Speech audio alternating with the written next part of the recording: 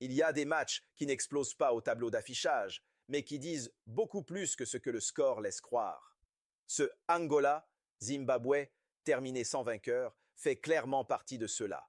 Pas de chaos, pas de festival offensif, mais une vraie bataille de lecture, de patience et parfois même de retenue. Un de ces matchs où chaque équipe semble regarder l'autre dans les yeux en disant « Je sais ce que tu veux faire et je t'attends ». Parce que oui, ce nul n'est pas un accident. Il raconte quelque chose de précis sur le moment que traversent Angola et Zimbabwe D. Deux sélections souvent cataloguées trop vite, deux équipes qu'on pense limitées, alors qu'elles sont surtout prudentes, organisées et conscientes de leur marge réelle. Ce match-là, c'est un peu comme deux formations qui entrent sur le terrain avec la même idée, ne pas se mentir.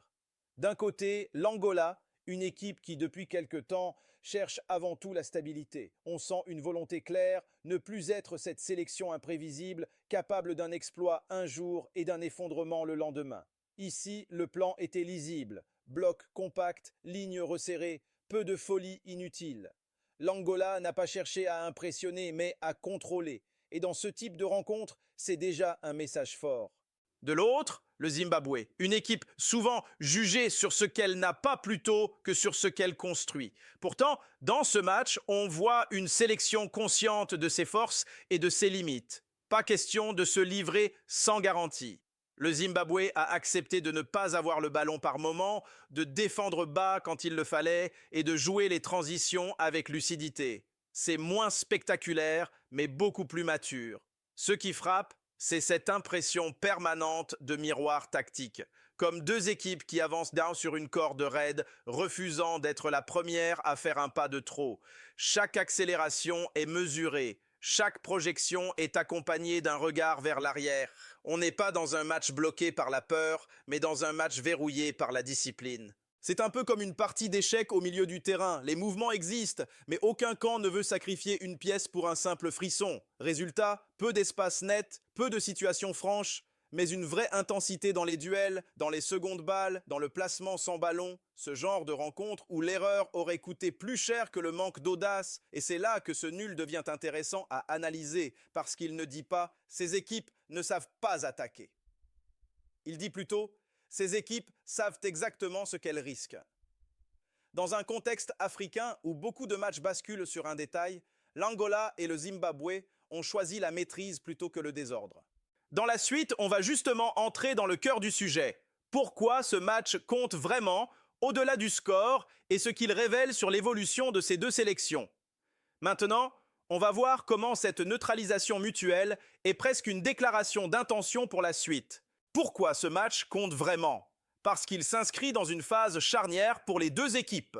Ce nul n'est pas un simple point pris ou perdu, c'est un révélateur de maturité, de lucidité et parfois aussi de limites assumées.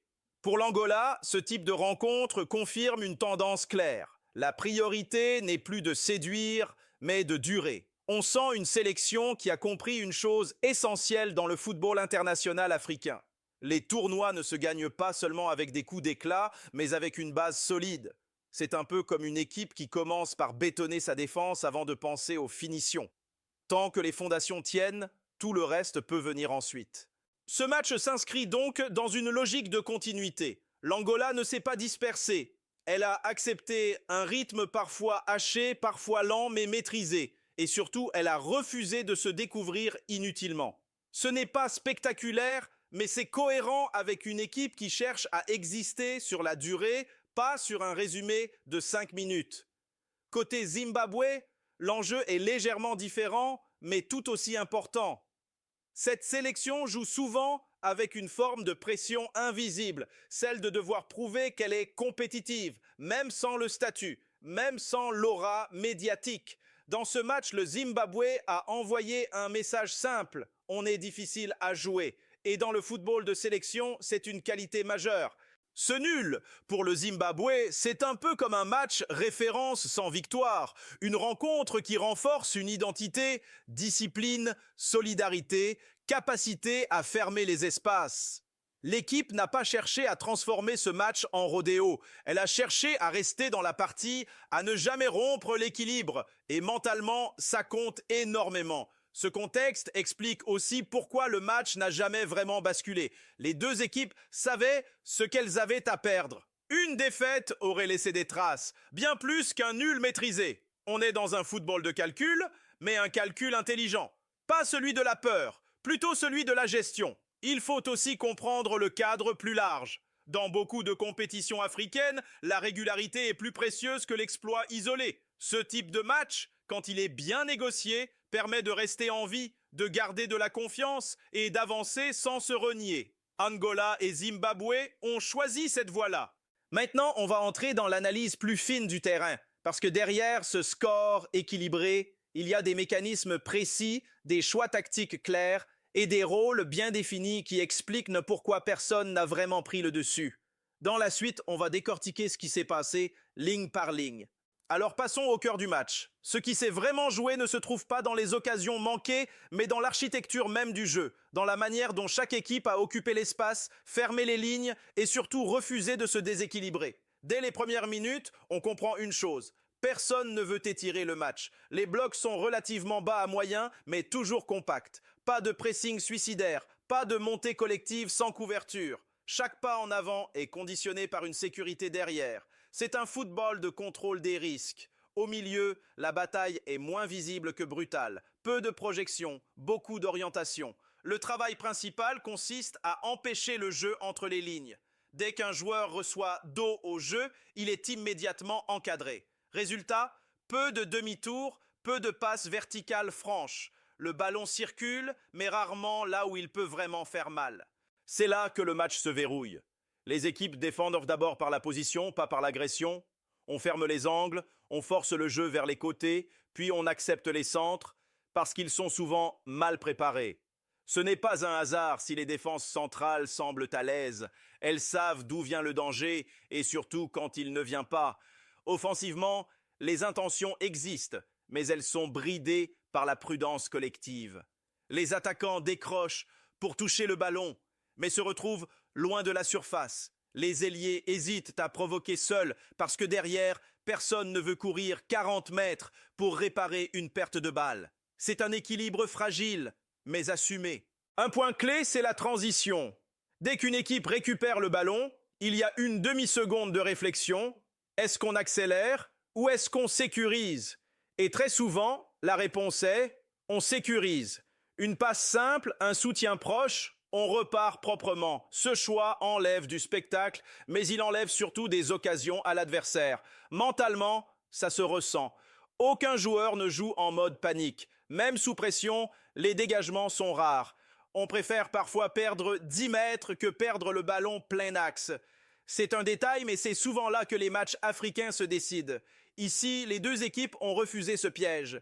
C'est aussi pour ça que le rythme ne s'emballe jamais vraiment. Pas de vagues continues, pas de temps fort écrasant. Le match avance par séquences courtes, entrecoupées, presque fragmentées. Et dans ce contexte, créer un déséquilibre majeur devient extrêmement difficile. Dans la suite, on va corriger certaines idées reçues que beaucoup de spectateurs ont en regardant ce match, parce que ce nul a été vite résumé comme un manque de qualité offensive, alors qu'il s'agit surtout d'un excès de lecture tactique. Maintenant, on va voir quelles sont les erreurs d'interprétation les plus fréquentes et pourquoi elles sont trompeuses. Il y a pourtant plusieurs erreurs de lecture qui reviennent souvent après ce genre de match, des raccourcis faciles, presque automatiques, mais qui passent à côté de l'essentiel. La première, c'est de dire que ce match est pauvre parce qu'il y a peu d'occasions. C'est une confusion classique entre spectacle et maîtrise. Ici, le manque d'occasion ne vient pas d'une incapacité à attaquer, mais d'une capacité à empêcher l'autre de le faire. La conséquence, si on se trompe de lecture, c'est qu'on sous-estime la qualité du travail défensif. La correction est simple. Regardez ce que les équipes empêchent, pas seulement ce qu'elles produisent. Deuxième erreur fréquente, pensez que les joueurs ont manqué d'ambition. En réalité, l'ambition est ailleurs. Elle est dans le plan, dans le respect des consignes, dans le refus de l'erreur fatale. Vouloir attaquer à tout prix dans ce type de configuration, c'est souvent offrir le match à l'adversaire. Ici, l'ambition était collective, pas individuelle. Troisième confusion, croire que le match aurait été différent avec un peu plus de talent. Comme si le talent réglait tout. Or, même des joueurs très créatifs deviennent inoffensifs quand les espaces sont réduits et que les lignes sont proches. Le problème n'est pas le talent, mais l'environnement tactique dans lequel il doit s'exprimer. Quatrième erreur, comparer ce match à d'autres rencontres africaines plus ouvertes et en tirer une conclusion générale. Chaque match a son contexte, son enjeu, son moment. Ici, les deux équipes avaient plus à perdre qu'à gagner en se livrant. Les comparer à des sélections au profil totalement différent n'a pas beaucoup de sens. Maintenant, si tu veux vraiment lire ce match comme un analyste, il faut adopter une autre grille, un protocole simple. D'abord, observez les 10 premières minutes. Si aucune des deux équipes ne presse haut de manière continue, c'est un signal clair. Le match va se jouer sur la patience. Ensuite, regardez la hauteur des milieux. S'ils restent alignés devant la défense, c'est que la priorité est la protection axiale. Autre point clé, les latéraux. S'ils montent rarement ensemble, c'est un choix assumé de sécurité. Il faut aussi surveiller les coups de pied arrêtés. Dans ce type de rencontres fermées, ce sont souvent eux qui peuvent faire basculer l'équilibre. Mais encore faut-il les provoquer dans de bonnes zones. Et là encore, les deux équipes ont été très propres, concédant peu de fautes dangereuses. Les scénarios alternatifs existent, bien sûr. Un but rapide aurait tout changé. Une erreur individuelle, une glissade, un mauvais contrôle. Mais justement, ce match montre à quel point les deux équipes ont cherché à réduire la probabilité de ces scénarios. C'est une approche pragmatique, presque froide, mais terriblement logique. Pour savoir si une équipe est dans un bon jour dans ce genre de match, il y a des signaux simples, la communication entre les lignes, la rapidité à se replacer après une perte de balle, la capacité à casser le rythme quand l'adversaire commence à pousser. Ici, ces signaux étaient bien présents des deux côtés. Dans la suite, on va parler des synergies, de ces petites connexions invisibles entre les lignes, puis répondre aux questions que les supporters se posent toujours après ce type de nul. Et surtout, on va voir comment, en tant que spectateur, tu peux devenir plus exigeant sans devenir injuste. Ce match, s'il faut vraiment le comprendre, se lie aussi dans les liens invisibles entre les joueurs. Ces synergies discrètes qui ne font pas le buzz, mais qui font tenir une équipe debout. On l'a vu ici, le travail du milieu pour protéger la défense, la coordination entre latéral et ailier pour ne jamais laisser un couloir totalement ouvert, la ligne défensive qui avance et recule presque comme un seul homme. Ce sont des détails, mais mis bout à bout, ils expliquent pourquoi le match n'a jamais explosé. Il y a aussi cette solidarité silencieuse. Quand un joueur sort au pressing, un autre coulisse immédiatement.